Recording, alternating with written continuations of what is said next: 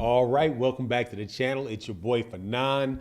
Teddy Atlas joins team Terence Crawford, says that he will beat Errol Spence Jr. and basically calls him an all-time great, comparing him to some fighters that I never would have thought that Teddy Atlas would compare Terence Crawford to. Let's talk about that in this video.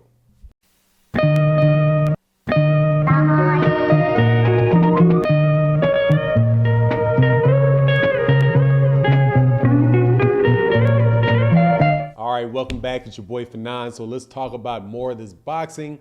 In this video, we're going to talk about Terence Crawford in the welterweight division, Errol Spence Jr., and specifically what the world-renowned trainer and boxing commentator Teddy Atlas had to say about a fight between the two, who he picks, and also some of the comparisons that he made in talking about Terence Crawford that honestly, man, I mean, I've listened to Teddy Atlas before, and maybe I've missed it, but I didn't know that he had this much appreciation for Terence Crawford, especially when he said some things to Terence Crawford's face that I thought was a little bit out of whack. So, but before I get into that though, make sure that you hit the subscribe button, the bell icon, so you can get notified of the videos we do. And also do me a favor, hit the like button on the video. It's very, very important.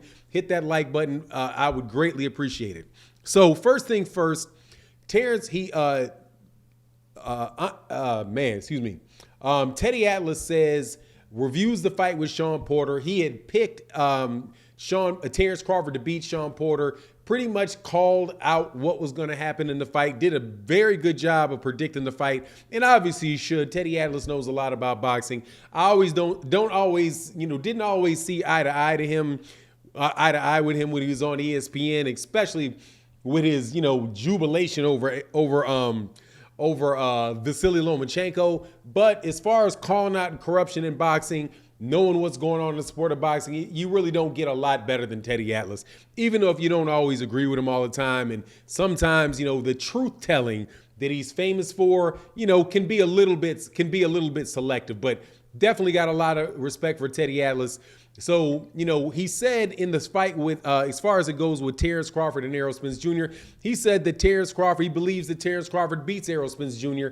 And the reason that he, is saying that is where he may not have said that before was that, Terence Crawford in the ring with Sean Porter looked like he was a very full-size and big welterweight, right? So now he believes that he's fully adjusted to the weight class, that he's got good power, good size for the weight class, and that Errol Spence Jr. isn't going to beat him just because Errol Spence Jr. is a bigger or stronger fighter than Terence Crawford is. Now, I kind of would beg to differ with him a little bit. Sean Porter was never a tremendously big welterweight. He may have been in as far as like the mass of his body, but as far as his arm length and size and height and all that, he's kind of a short guy. Terence Crawford has several inch height advantage on him, a whole bunch of reach advantage on him, and I don't think that's the case with Errol Spence Jr. But the purpose of this video is not for me to agree or disagree with Teddy Atlas. I respect his opinion. Obviously, Teddy Atlas knows the boxing game very, very well. And also, when I pick Errol Spence Jr., I'm not one of these my way or the highway type of guys where I'm going to say I'm picking Errol Spence Jr. and there's no way that I can be wrong. It's a blowout for Errol Spence Jr. He's going to knock him out in 2 rounds. I'm not doing that. What I'm saying is that I believe Errol Spence Jr. is going to win for the reasons that I see it. And however, there is room for error in that. And honestly, man, I kind of call it maybe a 52-48 fight, something like that, because Terence Crawford is a very, very highly skilled fighter. But for Teddy Atlas to talk about him and say, look, man, first of all, I was shocked that he said that he was the #1 pound-for-pound fighter in the world. And when he did it, to actually shoot shots at Canelo Alvarez. I'm going to tell you, I didn't see that coming. And because, when I hear people talk about Canelo Alvarez in the media right now, it's almost like, the guy can do no wrong. He has no, there's everything that he does is history making. All of that kind of stuff is surrounding Canelo right now. So for Teddy Atlas to say that he believes that Terence Crawford is the #1 pound-for-pound fighter in the world and the best pound-for-pound fighter in the world, That was pretty shocking to me. I would have thought that he would have said Canelo Alvarez, but because I remember the time, and I don't know if you guys remember this, but when Terence Crawford, I can't remember who it was after, but maybe it was like the introductory fight for Vasily Lomachenko into the lightweight division. It may have even been, or better yet, I think it was Vasily Lomachenko's first fight that he had on ESPN after Top Rank moved from HBO over to ESPN. And obviously before ESPN replaced Teddy Atlas. Teddy Atlas had been a stalwart of that channel for years and years and years. But when Bob Arum moved over there, I don't know if it was Bob Arum or somebody up there, but Teddy Atlas got moved out. But he was huge on Vasily Lomachenko and how he was like, I don't care. And he was talking, and on top of it, he wasn't just talking to Andre Ward. He was talking, to Terence Crawford. He was also talking to Andre Ward when Andre Ward was still an active fighter, saying how much he thought about Vasily Lomachenko. So now to have him talk about Terence Crawford like he's an all-time great was just shocking to me. He not only, because he said, look, he reminds me of guys like other great fighters like Roberto Duran, other great fighters like Sugar Ray Leonard, Sugar Ray Leonard, people that just have that extra it about them, right? The guys that are very technically sound, right, or whatever, the explanation that he went through. But, he also said, though, that Terence Crawford did have some flaws, but flaws that were similar to guys that were great intuitive fighters that really have, a good eye for fighting like Sugar Ray Leonard. And he said, look, man, when Sugar Ray Leonard goes into boxing matches, especially like in the Thomas Hearns fight, that, when it's necessary, he'll jump out there and fight.